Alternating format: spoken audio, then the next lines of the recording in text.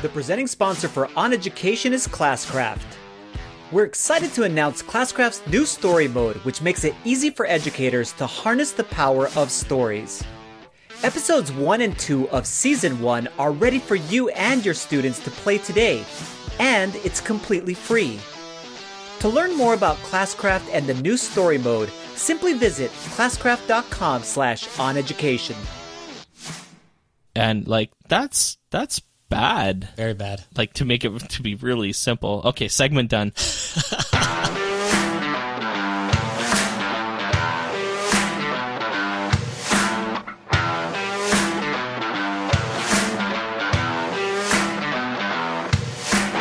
Welcome to OnEducation, part of the Education Podcast Network. I'm Mike Washburn.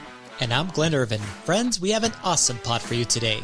This week, we're going to discuss why it's so important for teachers to plan their own lessons. We kick off a new segment called The Bests, talking about the best games for learning. And our guest this week is principal, speaker, and author, Jimmy Casas. We have our obligatory. We have our obligatory updates section now because things are just so damn busy. They're happening. They're happening. So again, still register for the Impact Education Conference. It's happening December 14th to 17th. If you use the promo code, I think it's OnEducation 2019, you get $30 off. Woo! And how could that be bad? We just lowered the price of the workshop that we're doing because we want more people to come. And we didn't know what price. We didn't set the original price. We let them. We just said, do whatever you want. But then we found out what the numbers were, and we can we lower it? And so we lowered it. So it got lowered. They said we'd like to lower it, and I was like, yeah, let's lower it. Yeah. Because it's not about making money; it's about having people in the room to share about podcasting. And so register for the podcasting workshop. I think it's going to be great. I'm really excited to work with Glenn and put it all together. I think it's going to be sweet. And again, we're giving away a Fidgets sensor kit at the conference to high school teachers. So lots going on for Impact. And then there's still this should come out just before this thing is happening. A collaborative discussion about community and community building and social learning with the folks at Participate is happening on Thursday, November 21st at 2 o'clock. We will put the registration link for it's a webinar, so you can just kind of chill and join and talk. And so that's what's happening. Lots going on. What how's your week been? It's been great. The weekends usually go by so fast. You know, we talk about that on Fridays going like, I want to play some video games. It ends up being that you end up having to do adulting, you know. Mm-hmm. You still got to do the things that you have to do as adults. And that was awesome. It was a great weekend. Actually, I did this virtual reality thing. Oh, right. Tell me. Yes, tell me. Okay, so the virtual reality component was just okay. They had Oculus Quests. So the newest ones, so those were fantastic, and those were, amazing. And there was probably, I want to say, at least 40 people who got to experience the virtual reality thing. So it was 40 of them headsets that we were doing. And what the premise is they played this 3-dimensional or virtual reality video of a local national park here in Minnesota as someone did kind of a walkthrough. It was amazing. And while you're doing that, there's a live orchestra band group, I want to call it. You know, I guess it's kind of it wasn't a band and it wasn't an orchestra, but it was definitely a musical group. And it was the strangest music you've ever heard in your whole life, dude. I've listened to all kinds of stuff. I listened to Blue Man Group strange? Because that's the strangest thing I've ever seen. I love Blue Man Group. I love that type of stuff. I like electronic music. They're weird as hell. Oh yeah, they're super weird, but it's there's something to it though. Sure. This was it. I would maybe not refer to it as exactly on the musical side. It's maybe more of a soundscape would be a better way to describe it. And it was out of this world. That's the best way I could describe it. There's a lady who was singing, and she had an operatic type of voice, beautiful voice, was singing strangely is the best way I can describe it. And then there was all of these crazy sounds that were being made with typical instruments, whatever it might be. Yeah.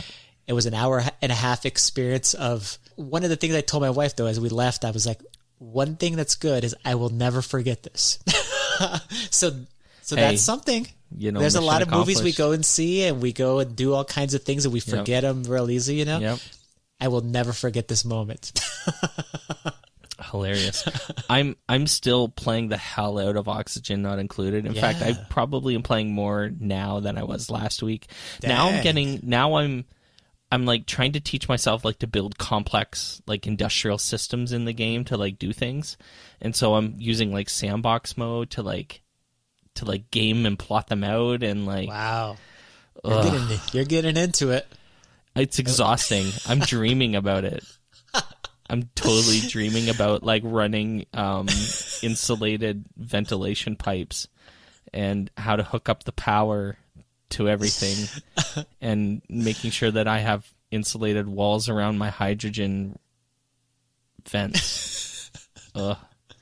It's a so lot weird of work. when that happens in video games though too. When so much work. They become all encompassing. And then eventually you just let it go, and then you're like, this okay, game has taken over my life. I'm done. It was kind of like Farm Together with us. I totally forgot about Google Stadia, and it's coming out this week. I think our friend Steve Isaacs bought one.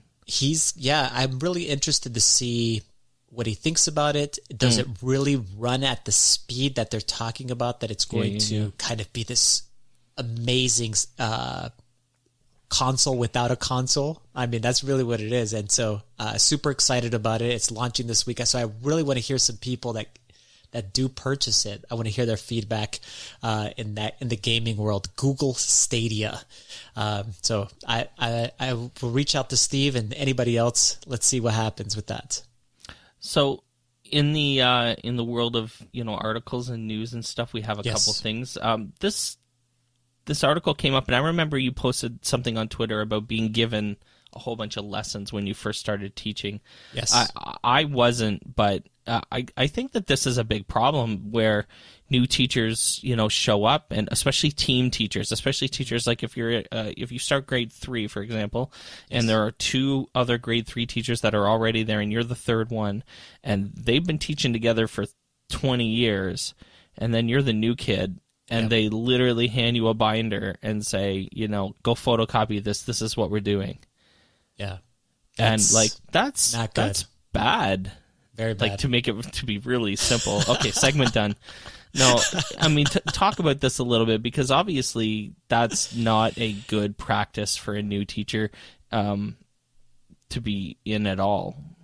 What we're not saying that it's bad that you share these items and that a teacher go ahead and takes these things and starts figuring out, okay, what's my the curriculum that I'm going to be working through? What are my standards that I need to make sure that I teach? And all of those things, of course. And then you have a structure that's already been laid out for you by someone else. That's fantastic. The problem comes in when you just take that and then that's what you teach. That exact thing that was handed to you is what you are delivering. Mm-hmm. And the problem with that is that you're not part of that lesson. You are not invested. You, Mike Washburn, who loves playing video games and loves all kinds of different things and passions of all kinds of music and all of these things. Well, that's not going to be reflected in some random person that you became part of their team. So you want to make sure that all of those things show up in whatever you're creating, the things that you're passionate about, and the way that you even deliver those lessons should be unique to you, because that's the art, as we have talked about before, I think on the podcast and even off the podcast. There's an art to teaching, and that's the part you can never replace. When people talked about, like, I've heard some teachers say, all of this technology and eventually we're going to be replaced by robots or whatever, technology, whatever it might be. And that's actually not ever going to be the case. And the reason why is because there's a craft, a skill, an art to the teaching process. The human side. Exactly. And then you can't replace that. And if you don't instill that or have that as part of your teaching, God, I couldn't imagine even wanting to continue to teach for a long time, much less it being enjoyable. So definitely take in all of those things and then make the things your own. And that's the reason why I hate things like teachers pay teachers, canned lessons that people just then deliver. You know, that's what you actually do. If you're using that to spark an idea and then you revamp it. And I know a lot of people that do this. They go on to like sites like Teachers Pay Teachers, don't buy the lessons. See kind of like an idea of something and go like, I can make that 1,000,000 times better. Fantastic. You do that and you make it in your own way. It's just there's something to that. And you know what, who's the people that will be able to see right through you delivering lessons that someone just handed to you? Your students. They know 100%. when you're invested and they know when you're like passionate about whatever it is that you're doing. They also know when you're not. And they are going to be the first people that are going to see that. And then they're going to lose interest. They're going to be like, they don't really care about it. Why should I care about it? And so on and so forth. So for sure, make sure that you take if you're a new teacher, especially, it's okay to go ahead and do your thing, your own version of whatever the curriculum that you're supposed to be teaching. Yeah. Listen, I don't know what to say anymore about the 11th school shooting of the year that we haven't already said, 10 other times, to be honest, because I think we talk about it every time. I think we feel like we should at least mention it. I mean, we generally always, this first segment, we always have to prune things off of the list of ideas, but you can't prune talking about it because you got to pay your respects and keep the conversation going at the very least, because we got to keep talking about it. It's got to be top of mind. Please make it a important aspect of the election. People need to be asking their representatives and senators for their thoughts on this, on what they're going to do constantly. Yes. And the only thing, I honestly think the only thing that changes this, in the sense that there are practical things that can happen that can make this not necessarily go away, because I think it's a culture problem. Yep, absolutely. I've definitely always thought, it's ingrained into the history of America kind of thing. But I think that there are some practical things that could be done right away to stop guns getting in the hands of the wrong people. And that's a political solution. And that means that this election, for millions of reasons, is by a long shot the most important election maybe in the history of the modern world. So, hot take or not, that might be hyperbole, but it definitely feels that at that level, I would say. And it's a cultural thing. We've talked about it's a issue with mental illness. That's people don't have the ability to be able to, especially our youth, to be able to find ways to work through things.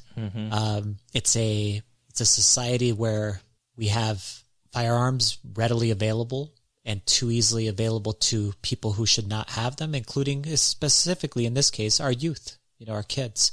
And so it's a super tough issue. It doesn't, we could talk about whatever might be as far as, but you're right. There's some things that can be practically done, and hopefully there will be a change at some point in time. Like you said, like some people it will just click and people will let's make those practical changes, and then let's figure out what are those specific things that are happening that are besides the gun issue itself. Like what else are we missing? And let's work together towards those solutions, whether it be, people on the left or on the right, it doesn't matter. But we're just working towards those solutions for our kids. And that's really ultimately what we want. The election, continuing the conversation and not letting this just die out is what's going to be important. 100%. You had lots of candidates for preposterous tweet of the week. So my first preposterous tweet of the week. First off, it's Twitter. I mean, of course you had lots of candidates for preposterous tweet of the week. I should just not go onto some threads. It should be advice to myself. But the first one, and I don't have the exact tweet because I decided to walk away from the conversation.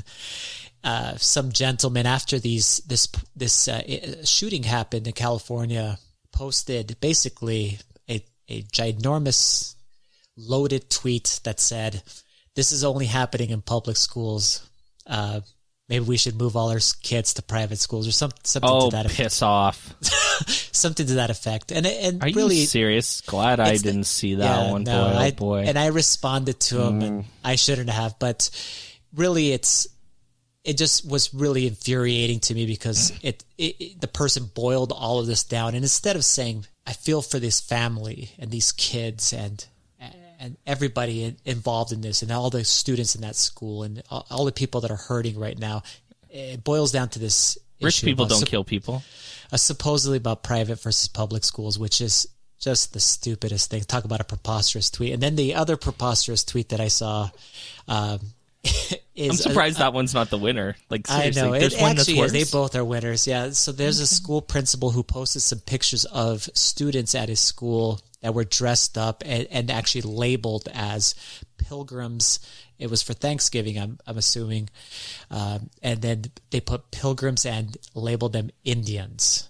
And it just, there's so many things wrong with this thing. First of all, they posted pictures of these kids, their faces, and then posted the word Indians there. Sometimes I don't even know where to go with it. And maybe it's a learning moment. It's a moment to step back and go, okay, I maybe had some intent, some positive intent with this. And that's what I want to believe too. You guys are going to listen to a conversation we're going to have with Jimmy Casas after this. And really that's still kind of permeating through me. And I'm like, I should see the best in humans. Right. And maybe their intent wasn't what ended up happening. And then there's a learning that can actually happen from that. And we all make all these different mistakes. And I've even said plenty of them that I've made here as far as on the podcast itself, as far as throughout my life. And so maybe this is a learning moment for that person, you know? That's a good takeaway. What a growth mindset you have. And so everybody should stick around definitely for that last segment with the conversation with Jimmy Casas, because really I took that away from that conversation is like all of this stuff happens, whether it be on social media, but specific, on Twitter, whatever it might be, or in real life. And we all make mistakes, try to see the best in what that person was bringing to whatever it might be, even though it might be toxic or wrong, in your eyes, and then try to work through that, whatever it might be. So there's my resolution to that preposterous tweets of the week. I like how you turned it right around. That makes me feel good. This preposterous tweet ended on a happy note. It did. When we come back, we're going to take a break. When we come back, we have a new segment, and I think we're going to do this every part 2, starting today. It's called The Bests. We're going to tackle a list. We're not sure what it's going to be about yet. We know what this one's going to be about. We're going to tackle the 10 best games for learning. Seems like a softball. Stay with us. OnEducation is brought to you by FreshGrade. Are you spending too much time stumbling between apps and duplicating work? Want to spend more time connecting with your students? FreshGrade Next has powerful new lesson planning tools that will give you the flexibility you need to focus on engaging and inspiring your students. FreshGrade Next is designed for teachers and made for learning. Integrated, simple, and powerful. To learn more about FreshGrade Next and sign up for your free account, visit freshgrade.com. OnEducation is brought to you by Sourcewell Technology and the Impact Education Conference. Join Jimmy Casas, Angela Myers, Michael Cohen, Jordan Shapiro, the OnEducation podcast team, amazing featured speakers, and thousands of educators December 14th through 17th in Minneapolis, Minnesota for the region's best education conference. Register now using promo code OnEducation2019 for $30 off your registration. Also, with every registration, you'll receive a free book of your choice from one of the amazing speakers. To register for the conference, visit impact.sourcewelltech.org. That's impact.sourcewelltech.org. Welcome back to the podcast, everybody. We are starting a new segment this week called The Bests. I'm really excited about this. I love lists. I read a lot of lists, and now I want to make lists. So, why not? It seems like a no-brainer to me. People love lists of they like things. Arguing about things. Sure, and I'm fine with it's that. It's fun. Argue away. It's cool. Yeah. I'm fine with it. So we're gonna basically, here's the idea for this segment. We're going to create a big list of something, whatever it is, a brainstorm. This week it's the best games for learning, okay? And then Glen's going to pick kind of 5 or so, and I'm going to pick 5 or so. And sometimes we'll agree, and sometimes we won't agree, and, maybe we'll argue about it or debate it or whatever. We don't argue very much. Glenn always says debate in the first part of the intro, and we never actually debate very often.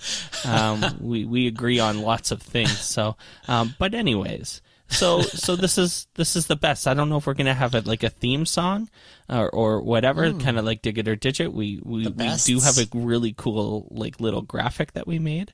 That's pretty rad. So, anyways, I'm excited about the best. So, welcome to the best. This is the best games for learning. And so we created a list, and it's got 13 games on it. I'm sure we've missed a whole bunch. Should I just run them down? Run them down. Run them down. Not in any specific order other than this is the order they came out of our heads. Minecraft, City Skylines, What Remains of Edith Finch, Gone Home, Her Story, This War of Mine, Assassin's Creed Discovery Tour, Sid Meier's Civilization. Then I wrote esports games like Rocket League, whatever other esports games you play in school are fine. And then another category, I'm not sure this is part of the rules or not, but now that I'm thinking through it, casual physics games like Bridge Builder, cool Bridge Builder game that you gotta make. That's the true. bridge across for the trains, or World of Goo, which I've actually used at school, which was really fun. Universe Sandbox is a physics game too. Yeah, there you go. It's a sandbox. It's not a game. This is the one where you crash asteroids into planets and then see what happens. Let's see what happens. Rad. It's awesome. Rad. Oregon Trail, which is a total classic, and another total classic, Where in the World is Carmen Sandiego? Now I'm going to have that stupid theme song in my head. That's a great theme song. For the rest of the night. Okay. So there's a lot of really good games here. I think there's some no-brainers here. Why don't you go first? Let's give me, I feel like you've got it. I feel like you have it in your head. What do you think the 5 best games for learning are from this list? And give us, maybe you don't have to speak about why for all of them, but maybe give a couple rundowns. Yeah. So some of them that just felt like they were influencers, like things that I couldn't ignore were, of course, like Oregon Trail and Where in the World is Carmen Sandiego. But there's a ton of other games that we used to play on the Apple IIe I really enjoyed. Back in the day when we actually got some time to be able to play on the computer, whether they were these games, because Where in the World is Carmen Sandiego is such a fantastic premise of a game, and the way that it's set up, it's choose your own adventure. You're trying to solve a mystery. It's so awesome for how cheeseball it really was. I mean, as far as the text based and whatever might be, but a fantastic game, and of course Oregon Trail. what a classic, amazing game. My kids are actually looking at it now, Mike. It's hilarious because they're like, oh, what's with this game? It's so like, 2D, they call it, whatever it means. They don't know exactly what to say. I'm like, this is the game. So those What's two dysentery? games. Yeah, exactly. Yeah. And then the games that I think that I've actually used, of course, are Minecraft. I've played a lot of City Skylines, so I love games like that, and I love the potential of things like that. And then there's a teacher, and he's actually been on the podcast, John Fallon, and he uses this game called Her Story, which is fantastic. The way that he uses it to be able to talk about a specific type of author that you can't trust. And so he embeds it into his class. They would watch it as a class. Narrator. Unreliable narrator. There you go.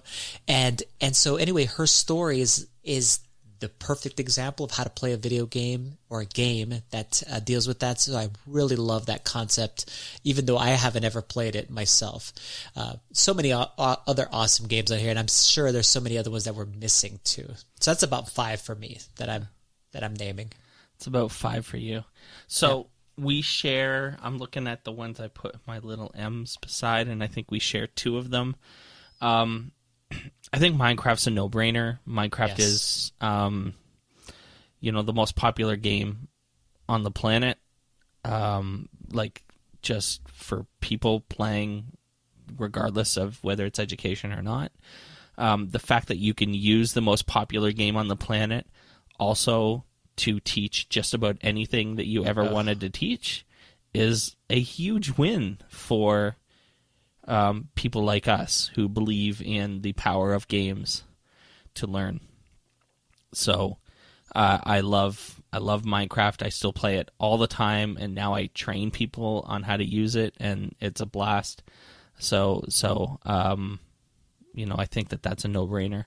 I am going to add City Skylines to my list as well. I think it's so underrated as a game just on its own.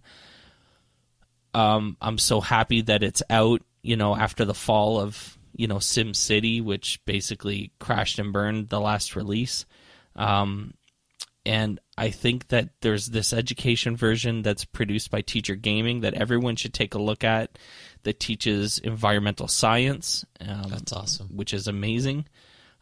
So City Skylines, there is an education version, again, through Teacher Gaming that everyone should check out. I think it goes without saying that I put Sid Meier's Civilization on my list. I'm on record. I wouldn't be here if it wasn't for that game. I don't think I wouldn't be here if not for literally reading Kurt Squire's PhD thesis on how to use it in education. It's literally what got me thinking about how to use games in learning. So. The fact that people have written PhD theses about a video game, kind of tells you a little bit about its value in education, I think. So, Civilization is, I still play it. I'm at 1,700 hours on Civ 5. I think I'm at about 650 hours on Civ 6. So, it's still something I'm into.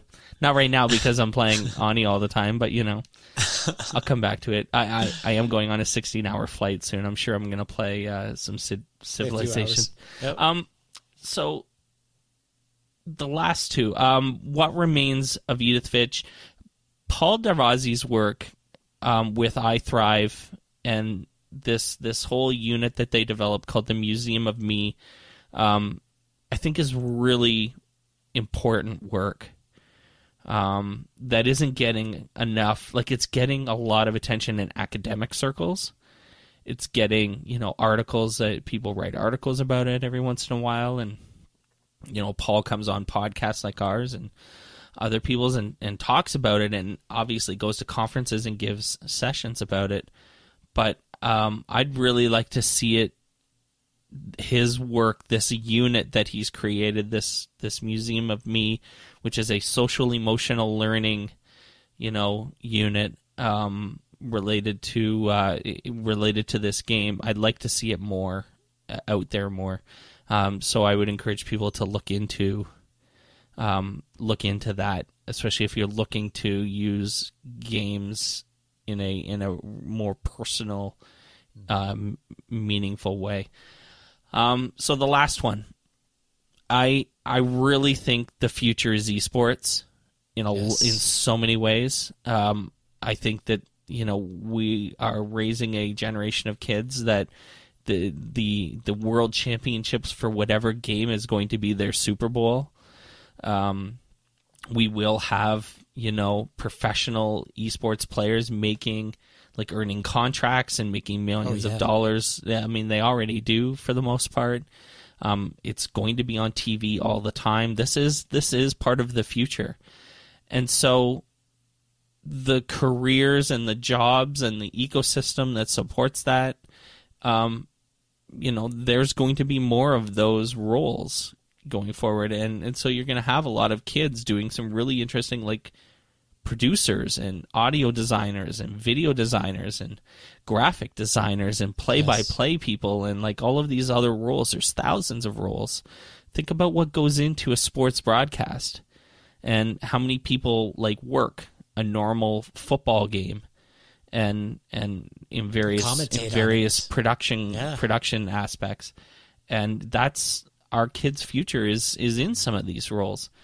So I think introducing kids to the esports ecosystem and getting them enjoying competitive gaming, it's not just good for the jobs and the future careers and all that stuff, but I think it's good for teaching kids self-regulation and some digital citizenship and having conversations about bullying and toxicity that are parts of the narrative of gaming. So I think that there's a lot of potential there. So there's my 5. That's good. I feel like this was an easy one though for both of us to it was the softball, like you said. It was the softball. For us to be able to go ahead. We're not going to disagree with each other on all of this stuff. There's tons of awesomeness inside of just this list. And then this list could go probably, if we thought about it, we could probably bust out 50 games that would have various types of educational value. And there's just so many out there. But I just figured the next time we do one of these, the bests, we got to have a controversial topic. Something that we don't agree on. Cool. So, I mean, we wouldn't mind knowing what your bests are.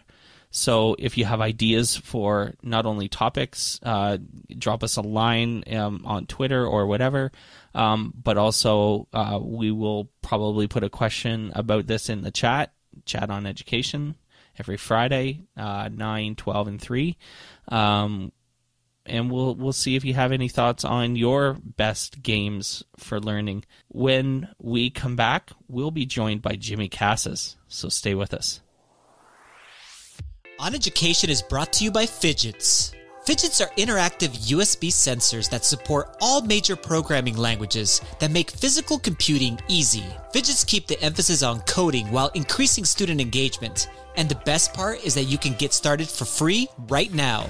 Simply go to bit.ly/fidgets-on-education to get your introductory kit that includes a free sensor worth over $50. That's bit.ly/fidgets-on-education. All right, welcome back to the podcast, everyone. Our guest this week is an award-winning high school principal, the author of 4 books, and a widely traveled speaker who will be the Tuesday keynote at Impact Education Conference coming up in December. Welcome to the podcast, Jimmy Casas. Thank you very much. Nice to be here. Thank you so much for the opportunity. So, Jimmy, take us from principal to author to consultant and speaker. Fill in the blanks for us a little bit. Tell us a little bit more about yourself. What's your story? Those are like 3 different questions there, Mike. So, okay. Love it. Go nuts. All right. Let's start with what's the story? Okay. Well, first of all, I'm not gonna go way back, but I'll just say this. I didn't, part of the reason I went into education was for about 3 reasons. One, felt like I needed to do it for my parents. My parents sacrificed a lot to provide the opportunities for us to be able to have an opportunity to go to school. Neither one of my parents are formally educated. My father dropped out of school and he was in 8th grade. My mother dropped out of school and she was in 9th grade. My father moved in with my mother's family when he was 17 years old, and my parents were migrant workers. And they traveled the circuit from Texas to California to Iowa. And in 1966, my parents made the decision to stay in Iowa. And if you know anything about the Latino culture, that's usually not the best thing to do when you separate from the family, because you stay together as a family, right? Especially when you're working to, make ends meet and to pay the bills and to do the things you need to do to survive. But my parents made that sacrifice because they knew in order to break the generational cycle of poverty, in order to provide the opportunities to have the quality of life that they knew that they would never have, right? Because they just knew they wouldn't, right? And so, but they valued education. And I was just telling a friend of mine tonight that my mother loves school, right? She loves to study, and even though she's not formally educated, she loves everything about it. So number one, I felt like I owed it to them, right? Because they stayed in Iowa. The rest of the family went back to Texas. Today, all my mother's family, all my father's family, all live in Texas, except us. And we're still in Iowa. My parents are still living in Iowa. So you can see what happened. That separation created that, and that still exists today, right? And so, I felt like I owed it to them. Number two, I had an assistant principal. I've talked about this a lot. My assistant principal, Mr. Morgan, was truly my champion, a gentleman who really took time every day to connect with me, to advocate for me, to champion for me. Even though I didn't like school, I wasn't good at school, I struggled in school, never wanted to go to school, simply wanted to work. My father and mother both have a tremendous work ethic, and I just want to work, right? My parents were laborers, and so that's all I wanted to do. And so, but I also felt guilty because I knew how much they had sacrificed, so I felt obligated to continue to go to school. And then in my senior year of high school, I got expelled from school, and Mr. Morgan actually is the one who championed for me and helped my parents navigate a system that they just didn't understand. But eventually was reinstated, got back into school, but then just couldn't do the college thing, right? So I went to work just like I always wanted to do, and did that for a year and was very successful at it. Actually sold insurance. Actually worked for a sales company and sold insurance for a year and was very good at it, and thought that that's just where I was going to stay with my career. But as things turn out, I decided to go back to school. And from that on, I don't know, that life experience, I think I matured. And I think what we see a lot today is that not everybody's ready to go to college straight out of school. And so that 1 year did a lot for me in terms of just allowing me to grow up, be on my own, figure out what I wanted to do. And as soon as I realized that I didn't want to work like that the rest of my life, I actually wanted to be educated. And so at that point, I made a decision to go back to school. And then I went back to school and pursued bilingual ed. And then I did some volunteering at elementary school in Iowa City, Iowa, and just fell in love with it. And so decided at that point to go ahead and go back into education, and then took my first job in Milwaukee Public Schools. And what's really interesting, as I tell people, at the age of 26, I took my first principal job. And the first person I called was my parents, but then after that I called Mr. Morgan, and it's just interesting, right, to be able to say to him at the age of 26, which was about 7.5 years later, hey, we're colleagues now, right?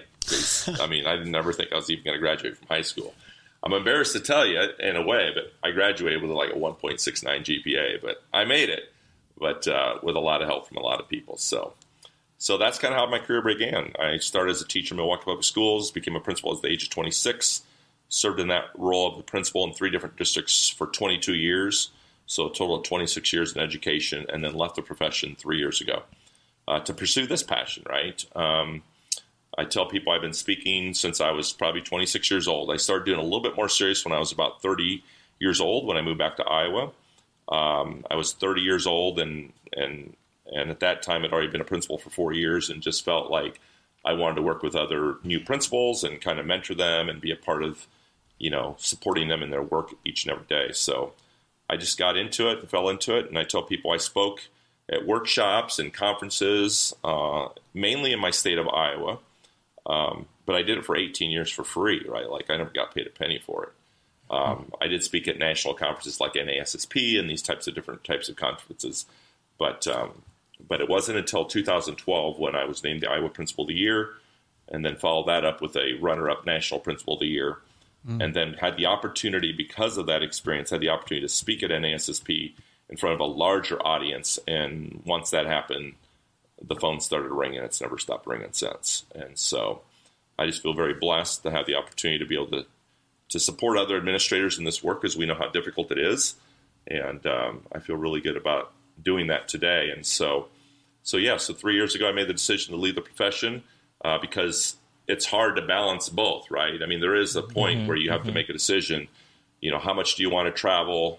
At that time I was probably traveling once or twice a month as a principal, and then a little bit more during the summer. But, I only had 25 vacation days. Those days would get used, and then I'm getting all these calls and I can't do it because I don't have any days left to do it. So for 3 years I did that and thought about making this jump. But like everybody else, when people call me today and say, hey, Jimmy, I want to do what you do, I always tell them the same thing. Don't quit your day job, because it's a different kind of grind, right? It's a different kind of work, and people don't realize that. And so, but if you love to travel, and I love it. I've not gotten tired of the travel yet. I enjoy it. I tell people all the time, this isn't like a real job. I mean, the people that are actually working in schools today, that's a real job, right? I mean, I know what that grind's like. I did it for 22 years. That's a grind. That's a real grind. And, but now I don't really have any emails. Nobody ever yells at me. Nobody's ever upset. The pacing is completely different. Yeah. I'm kind of just on my own pace now, and it's kind of cool. Right. And so we'll see how long it lasts, how long can you sustain it when you're out of the profession, quote unquote. Right. But so far I still feel like, we're still got a lot of work to do. And I like the entrepreneurial side of it as well. My parents were always kind of like the American dream, right? They were always dabbling in different things, they like the business side of things. And as much as I love education, I still love it. I still believe I have a good run left in me. So if I ever decide I want to go back into the profession, I mean, I still feel like I could do a good 10-year run somewhere. I think I have the energy and the passion and the drive to do that. I'm not sure I would do a principal job, because I feel like I would do like maybe a superintendent's role or something like that, just because I'd want a different kind of challenge after having served as principal for 22 years. But so that's kind of my story right there, and just kind of how I fell into the profession, and then the speaking and so forth. And then, with that obviously is the writing and so forth, and to begin to blog. And that started about, I guess it's been now for about 7.5 years ago now, and started blogging. And even though I didn't want to, because it's hard to go down that and make yourself vulnerable and put yourself out there, but they really encouraged me to do that. So that's kind of how I started building a little bit of confidence in the writing aspect. And then had the good fortune of meeting, a good friend of mine today, Jeff Zoll, and then through his connection met Todd Whitaker. And then next thing you know, they're asking me to write a book with them, which you don't say no to Todd Whitaker. So once you do that, then it's kind of crazy. But they taught me a process that let me build the confidence, and then we followed that up with another book. And then I finally had the opportunity, with the good fortune of Dave Burgess, who had been reading a lot of my blogs, saying, hey, you got a story in there. I want you to share your story. I'd love to publish your book. And so I'm just so grateful to him. He's published, 3 and now soon to be 4 books of mine. Wow. Because we have another book coming out here probably at the end of March or beginning of April. And so I just owe a lot of people, I owe a lot of gratitude to a lot of people. And as I always say, you don't get anywhere in life without the help of other people. So I've just been really blessed, because I have a lot of people who have always just, I don't know why, but people tend to carry my banner and people tend to champion for me. And so I'm just super grateful for those individuals who continue to help me along my journey. What I was thinking as you're telling this story is it mimics my exact same pathway, as my mom was a Mexican immigrant who crossed the border illegally all throughout her teens and then into her 20s. And then I was born in El Paso, Texas. And I've told the story of basically this exact same type of concept that you're talking about, a family that the number one important thing was to have a strong work ethic. And then so myself and my cousins who were born in the United States, we definitely felt obligated, and we have basically lifted ourselves up and helped our parents also in that process. But I love the story that you're telling, because you're talking about someone championing for you, even though you struggled as far as in K through 12 education, or, and even in high school, you didn't really, you weren't passionate about it. Now as a Latino, and you're a speaker and you're out there, do you see yourself is that also being an important part, is making sure that you give back to, for example, the Latino community or just minorities in general to make sure that they get a voice on these stages that are usually, I mean, the people that are usually on these stages are always representative of the students that we have as far as in our classrooms.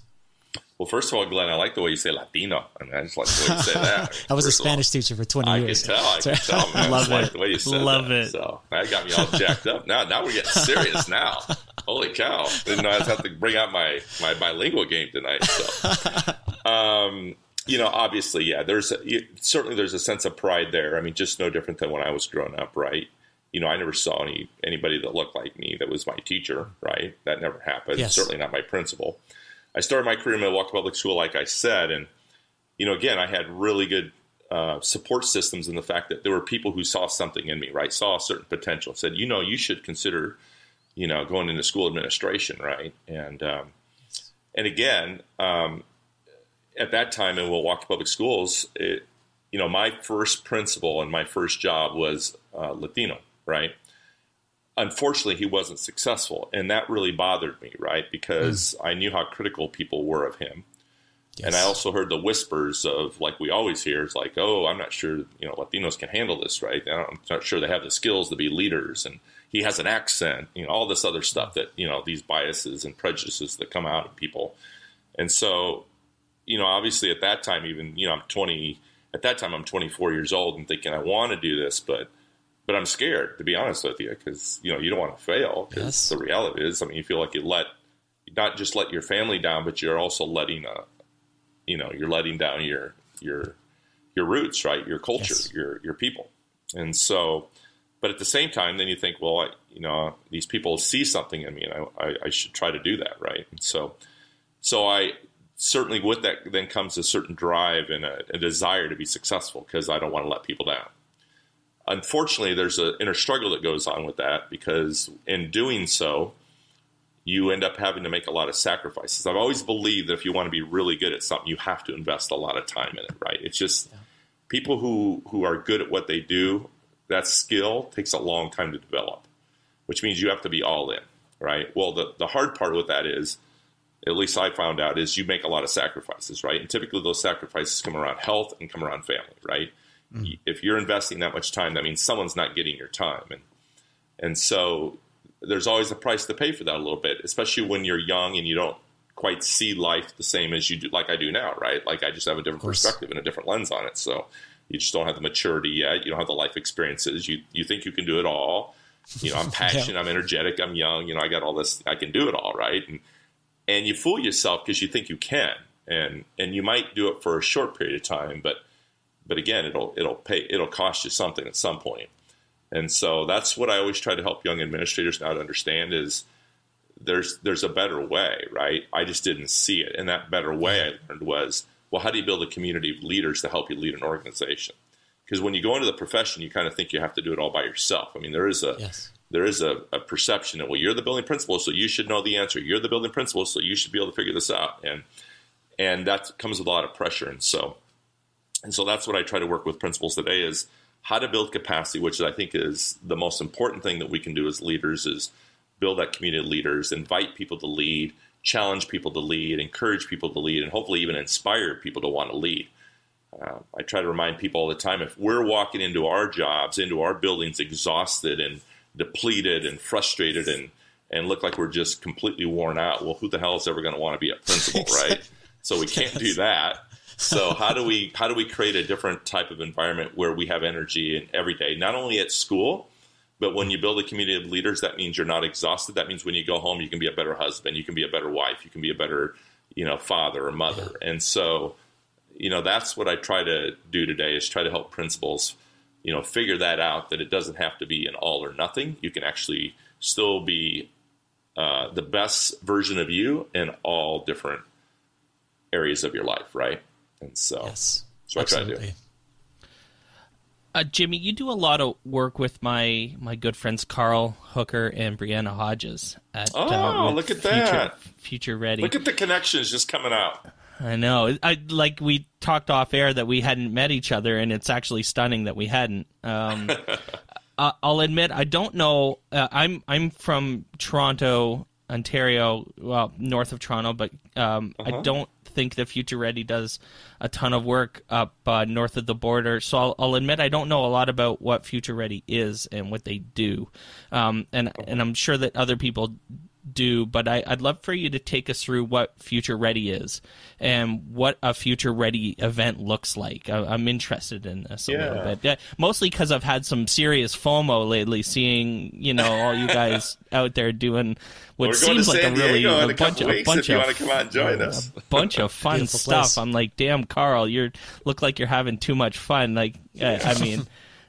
He's living the dream now, so I'm interested. Yeah, you can't beat it. So, well, again, see, I mean, it just goes to show you again. It's funny how I just, I know I'm really blessed. I just feel like I keep landing in all the right places, right? So about 5 years ago, I landed at that place. I think there was so I met Tom Murray first of all, and he had taken a job with the Alliance for Excellent Education out of Washington, D.C.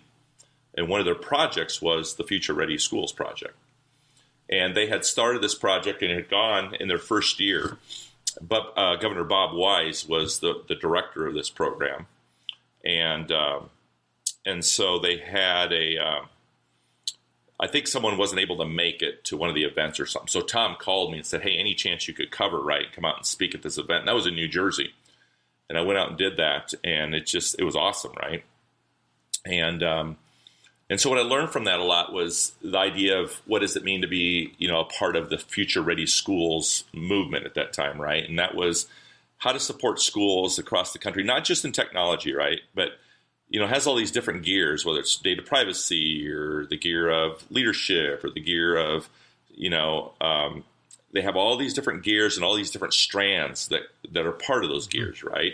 So there's a leadership strand, there's a teacher librarian strand, there's an instructional coach strand, and this has evolved a little bit over time as well, right, from when they first started. But the idea was for schools to take the pledge, and that the schools would take the pledge and committing to trying to begin to look at how can we create access for students, not only just in schools, but all around the country, whether it was, having Wi-Fi, whether you're in rural, whether you're urban or whatever. And so there was all this movement to try to support this work. And so that's how it began. And then 2 years later, I had the opportunity again to be able to do a little bit more work for Future Ready and then begin to serve as an advisor. So we go to Washington, D.C. once a year and we meet. And they used practitioners at the time from the field who were principals and superintendents and instructional coaches and all this to try to put together these workshops that they wanted to do all over the country, these institutes or these summits, right? And that the idea was that they wouldn't charge, that these would be free, that people could bring their team, they would commit to do, be future ready. They're not trying to sell anything because everything is through sponsors, right? So they get sponsors. They put on these free summits around the country. And then, so you come with your team, and the idea is to help people in whatever strand that they're coming to, right? So, like I said, there's teacher librarians, instructional coaches, there's a tech strand as well for those who work as directors of technology or whatever. And so it's to help them shape their thinking differently, and then also give them skills at the same time and how to continue to vision better schools, right? And I guess now would be 21st century skills, right? In 21st century schools, how to reimagine these, how to look at the learning spaces, what's the infrastructure look like, what's the programming look like, what kind of curriculum would it take, all those types of things that we know in terms of looking at schools. So they continue to be supported by the Alliance for Excellent Education. Deb Delisle was just recently named the new director here to start this new year. I think she came from ASCD. I think she was the president of ASCD, and now she's there. So now there's each one has a strand leader, and so we travel as a team and put on these summits, and then they do other things. If you go to their website at futurereadyschools.org, there's a bazillion resources that are available for schools for free that they can utilize. Awesome. And they also put on webinars and different things and workshops, and you can reach out to them and they'll support that. But I think the best thing about it, obviously, is the fact that there's no charge for it, and yet they're trying to support administrators all over the country, and it's just been a really positive thing, I think. As we were getting ready for this, Jimmy, we were reading through just a bunch of of the things that you've said, and there's a lot of profound things that you've said. And this is a quote here that you recently wrote, I believe. It says, "Don't fall into the trap of not making decisions for fear of upsetting others. When we stall out of fear, we lose momentum and others can begin to question our ability to lead change effectively. When we culturize, we give others permission to lead and make decisions with us." We have a lot of administrators that listen to the show, and for them out there, what are some of the first steps towards creating this ideal type of culture in our schools? Yeah, it kind of aligns what I said earlier. So the first thing is just always remember that again, when we go into the profession, we get kind of fooled a little bit because we think we're supposed to make all these decisions, like we're supposed to lead these organizations.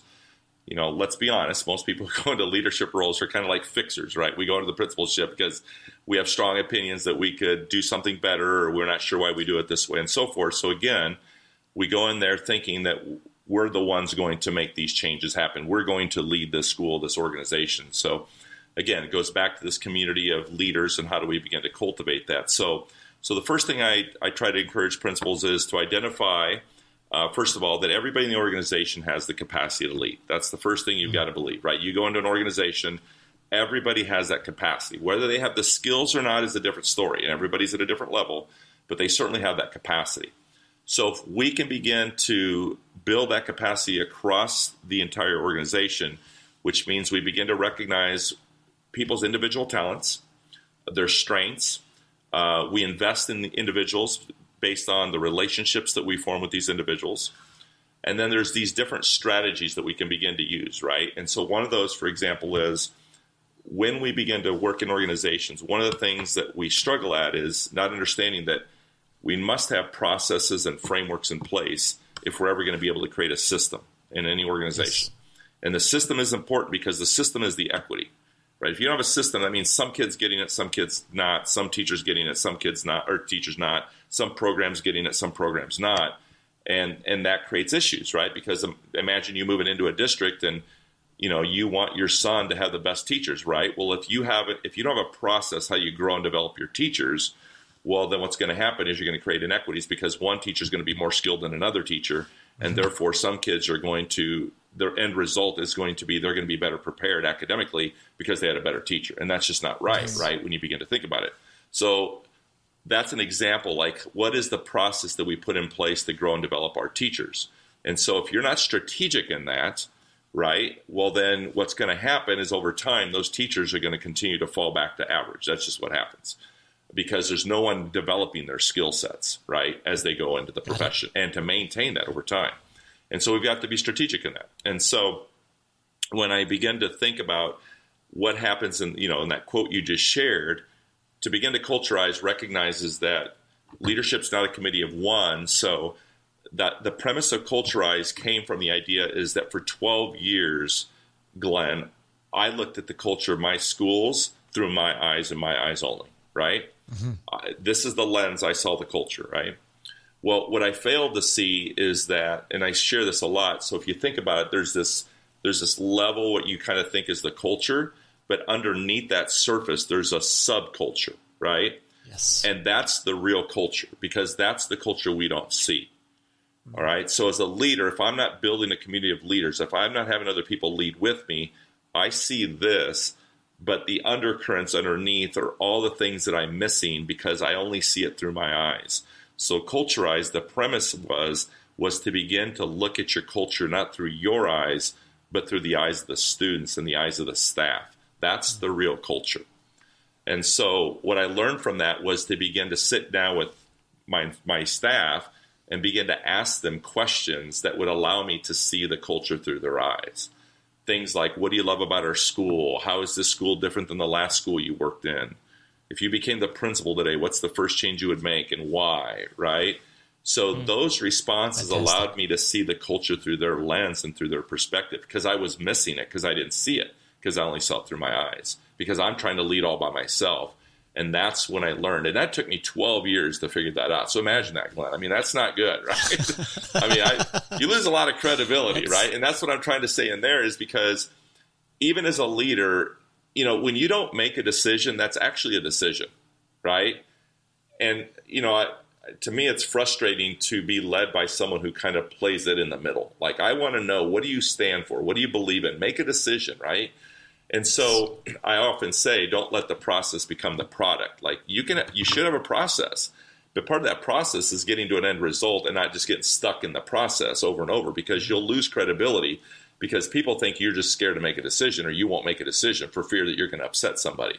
Well, when you don't make the decision, then you actually made a decision. And I think you actually lose credibility because you will lose your best people.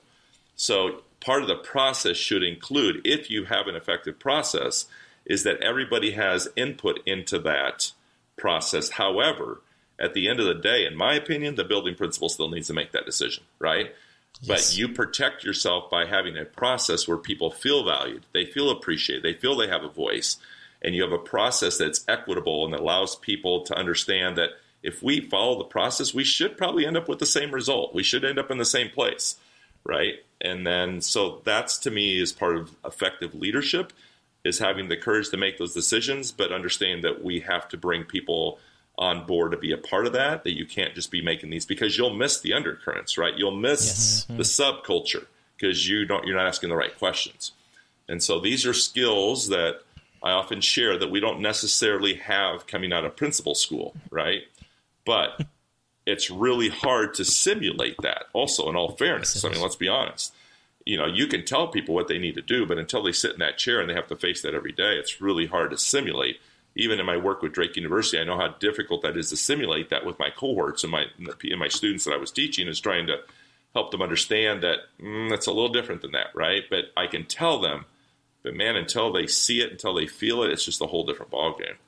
But unfortunately today, there's just not a lot of, we're so scrutinized anymore. Everything's so scrutinized, right? There's a lot of scrutiny on leadership that if you mess up at any point, people don't want to give you a lot of passes anymore.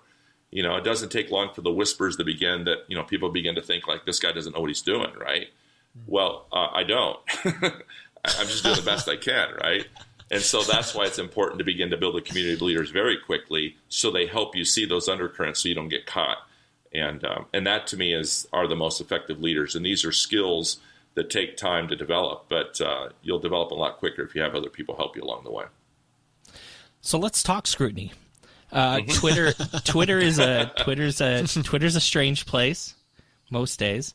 It's also become an amazing place for educators to learn and share and grow and connect. There's definitely, though, an educator subculture. That's the nice way of putting it. On Twitter, that's hypercritical and, in my mind, potentially toxic. We've talked a bit about it it's nothing new to our listeners. We've talked about it on the podcast, so we're not afraid necessarily to bring it up. You've had your own run-ins with some of these folks, and for a bit they actually kind of had you in their sights pretty frequently. I was witness to it and pushed back even on it a couple times.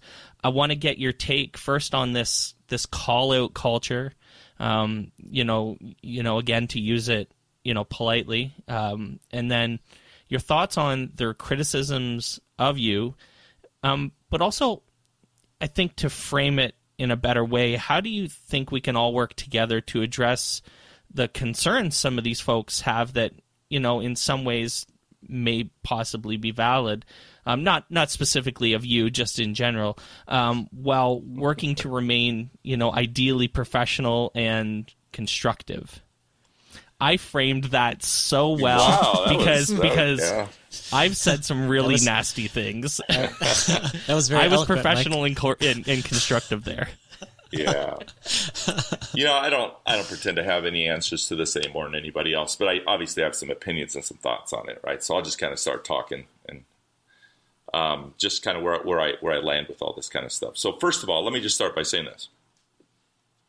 When we make the decisions to live in this environment, right, to do work like we're working right now, it's no different in the parallels to me is like being a principal. Like, I know when I became a principal, at some point I figured this out, that every time you make decisions, somebody's not going to be happy with you, right? Typically, right? Yep. And so I always said, if I could get 8 out of 10 people to be really happy with what I made, the decision I had made, I felt like I was doing really well, right? I'll take that all day. Well, that's just part of what we know going into the profession, though, right? So it's when I was a principal, as much as I got beat up as a principal, just like I see our principals get beat up today, like I've got colleagues right now on the ledge, right? They're ready to walk away. They're just tired of the BS, right? But I have to continue to remind them, just like people want to say it to me, like, oh, I'm so, I feel so badly what happened to you, and all this kind of stuff. I said, but you understand 90% of what I did was I loved it, right? It was awesome. Mm-hmm. It was positive. Yes. But 10% wasn't so, but that 10% is enough to drive people out of the profession, right? Because they just get to the point where it's not worth it, right? They just get beat up. Yeah. People are toxic. People make crap up. People go after you. People just want to, rehash every decision you ever made as though somehow you're supposed to be perfect in this position. Well, it's kind of the same way on Twitter, right? So I'd say this. First of all, I am fortunate to what social media has been able to do for my career, right? I know I'm where I'm at today because of the good fortune of what a platform allowed me to do, right? So whether it's when I talk to the people in the field who want to complain about the awfulizers, right, the people who come at you and the toxicity of it, I still have to remind them, but you understand, but 90% of my day on social media is awesome, right? That's great. And so I can't sit there and go, oh, love your book, Jimmy. Oh, you did a great job speaking. I loved you. Oh, this guy's awesome. And then some guy says, that guy's bad for kids. And then I get all bent out of shape and want to get off social media, right? So that's my perspective now. Now, that's my lens today. That wouldn't have been my lens 20 years ago, 15 years ago, hell, even 10 years ago. I would have got my feelings hurt. I would have got mad. I would have been upset. I probably would have went into hiding. I would have, all these things we do. But today I'm like, you know what? I'm not going to let anybody take away my excellence. I'm going to tell you that right now, right? No one's going to take that away from me. Because here's why. Because I still believe that everybody behaves the way they behave. They think the way they think. They respond the way they respond because they have a story. They have these past experiences that have led them to the point of where they are today, just like I do. I believe what I believe. I behave the way I behave because I've had these experiences that have landed me where I'm at today. It doesn't mean they can't change. It doesn't mean I can't adjust them. But today, that's where I'm at, right? And if you think about that, the hypocrisy to all of it to me is people should have an opportunity to grow and change their mind. I am not the same administrator I was when I went into the profession at 26. I'm just not. I don't even believe some of the same thing. I'm embarrassed by some of the things I believed or did. But that's the growth, right? That's where we get better. And so my mindset today now is when I get, when people go at me or whatever you want to, right? If you think about it, it's like they just find one thing to go after, right? For whatever reason. I still believe professional jealousy exists. I really do.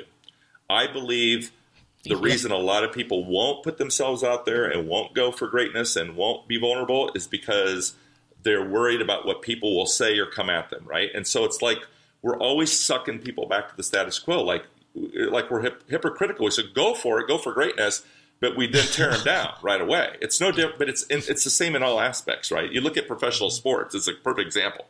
We love you today, we hate you tomorrow, right? And so it's kind of like a what have you done for me lately? So what I've learned is this from that is I just try not to judge, right? Like sometimes, but part of me is still who I am. Like sometimes, like there was a tweet the other day that said something like, Jimmy Casas is bad for kids, right? And what I really wanted to say was, well, that tweet is bad for kids, right? Right? Yes. I mean, that tweet is bad, right? Because in one respect, you talk about everybody should have a voice and whatever demographic population you fit into should have that voice. But I can't have a voice, and yet how is mine any different than anybody else, right? So it's just an interesting dynamic. So what I've kind of learned to do is kind of just let it go. I've had this conversation even with George. My fault is this: I believe I can change everybody. Like I believe I can influence everybody. So sometimes my own stubbornness, I won't let it go because I still see the good in them and say, well, they don't really want to be that way, right? They just landed there, and I think if they got to know me, if they knew who I was, they wouldn't think that way about me, right? Yep. That's kind of my mentality. But then at some point I realized, you know what? I don't think I'm going to change this dude today. However, notice I said today, right? Because I don't want to be hypocritical either. And here's where I'm saying, to me, the hypocrisy is here. I can't be the guy who talks about and says things like, you know what, I believe every teacher wants to be great, and I think a great leader can bring them back to greatness. I think people who are no longer great have lost their way. I actually believe that. So I can't then give up on people because they say, well, that's just the way they are. Well, I also have to understand is not everybody's ready to flip over today. Not everybody's going to sway over because Jimmy Casas says that, and they shouldn't anyway. I mean, that's dangerous too, right? I don't expect everybody to agree with me, and I say that every time I talk. Look, I'm not telling you to agree with me, but there's got to be something I say today that you're saying, you know what, that's actually a pretty good thought there, right? Well, I feel like on social media, I can't say anything. For some individuals, it doesn't matter what I say, I can't say anything right? If I say one thing, they'll twist into something else. And so at some point, I feel like I test the waters, and I can tell really quickly whether this is going to go anywhere or not. If it's not, you know what, I just let it go. But what I've learned is I just let it go, and I don't let it bother me, and I don't let it shut me down. I don't let it, skew my thinking or turn me into somebody I don't want to be. Again, I probably would have let that happen 15, 20 years ago because I probably would have judged them, but I don't judge today. I just think, you know what? I wonder what happened to them. I wonder if they've always felt that way. But not in a sarcastic way, but in a sincere way to say, you know what? I don't think they were always that way. I just don't believe that, right?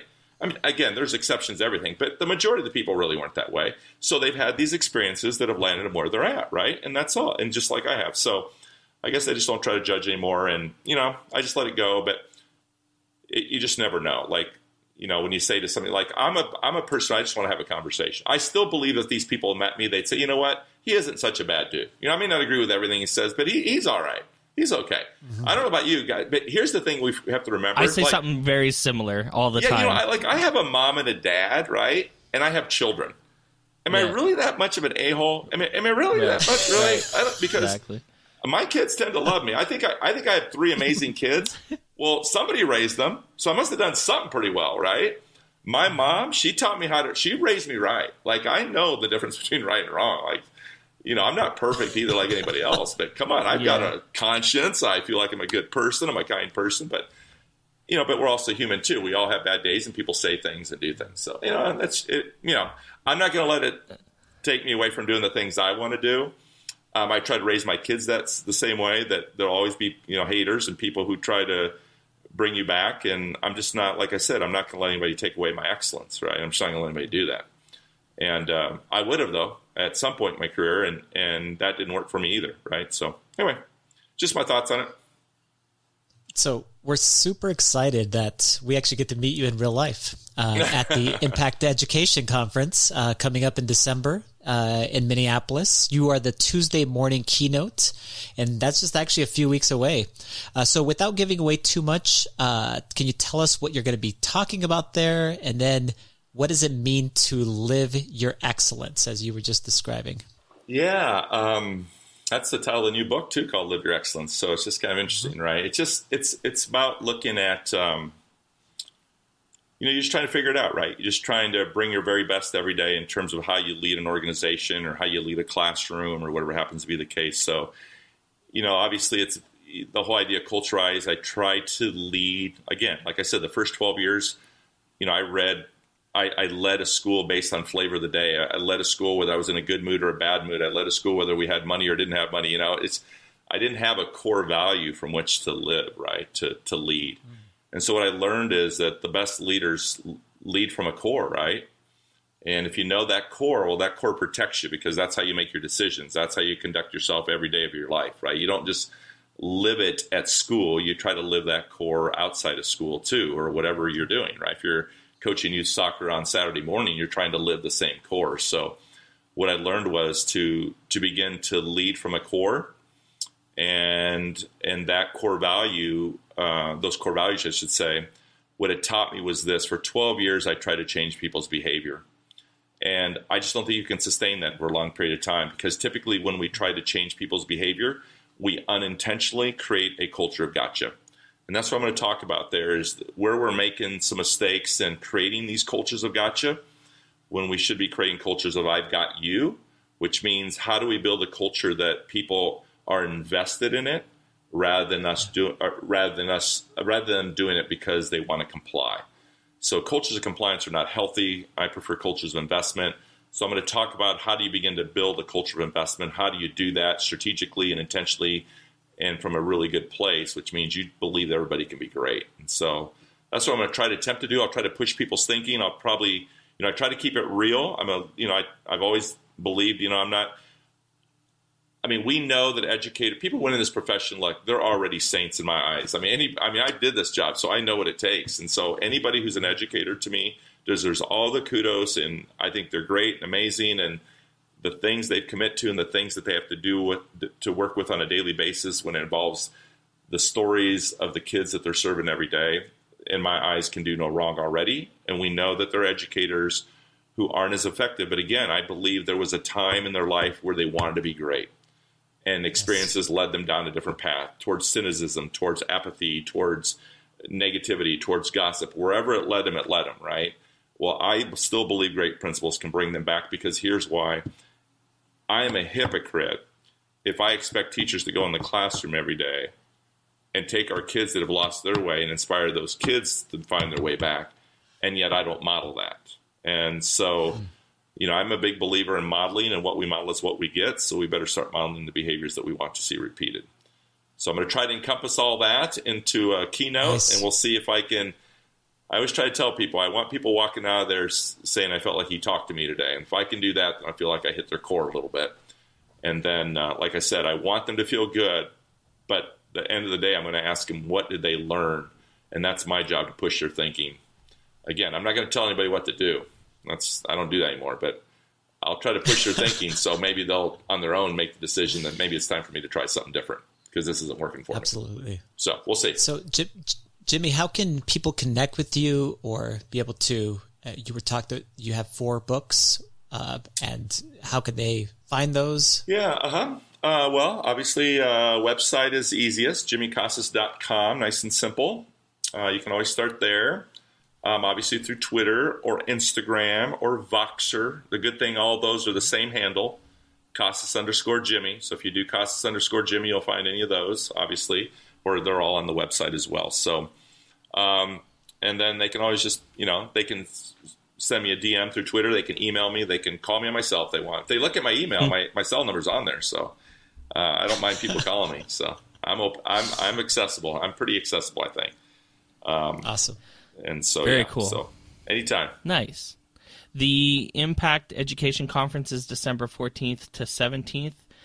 Friends, remember, you can use the promo code OnEducation 2019 to get $30 off your registration. Come see Jimmy. Come see us. Come hang out. Yes. It's going to be a blast. I was looking through the schedule just today, and it's a great lineup. I'm kind of intimidated by amazing. That lineup. I'm kind of wondering why I'm even invited. Like, I'm starting to look at that lineup thinking, come on. I'm out of my league. It's gonna be a riot. I'm really excited. So thanks so much, Jimmy, for joining us. Absolutely. Thank you both. Thank you, Mike. Thank you, Glenn. Thanks for listening to OnEducation. My name is Glenn Irvin. My co-host is Mike Washburn. OnEducation is part of the Education Podcast Network. You can listen to this show and many others by great educators like Jennifer Gonzalez, Matt Miller, and many more by visiting edupodcastnetwork.com. Want to get in touch with us? Check out our website at oneducationpodcast.com. You can tweet us at oneducationpod. Mike is at Mr. Washburn on Twitter, and I can be found at Irv Spanish. You can find us on Facebook by visiting facebook.com/oneducationpod.